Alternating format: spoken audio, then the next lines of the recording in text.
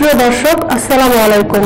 শিকড় টিভির সংবাদে আপনাদের আমন্ত্রণ জানাচ্ছি আমি সুপ্তি হোসেন। শিকড় টিভি।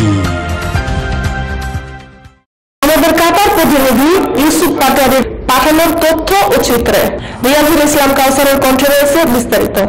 চলুন তাহলে দেখা যাক শিকড় টিভির সংবাদটি। সিলেট কন্ট্রাক্টিং এর পৃষ্ঠপোষকতায় কাতারের রাজধানী দোহায় মদিনা খলিফা মাঠে অনুষ্ঠিত হল সিলেট ফ্রেন্ডস ক্লাব প্রীতি ফুটবল টুর্নামেন্ট। লাল দলকে 1-0 গোলে হারিয়ে টুর্নামেন্টে চ্যাম্পিয়ন হলেন হলুদ দল। পুরস্কার বিতরণী অনুষ্ঠানে রেজাউল করিমের সঞ্চালনায় এতে সভাপতিত্ব করেন আব্দুল আহাদ।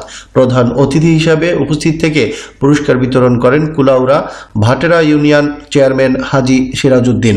অন্যান্যের মধ্যে উপস্থিত ছিলেন আফজালুর রহমান নানু, আব্দুস সামাদ, কামরুল ইসলাম, সালেহ আহমেদ, নজরুল ইসলাম, কফিল উদ্দিন, আব্দুল জলিল, রকিবুল ইসলাম, হাফেজ আমিন, হাজি সোনা মিয়া সহ বিপুল সংখ্যক প্রবাসী বাংলাদেশি উপস্থিত থেকে খেলা উপভোগ করেন।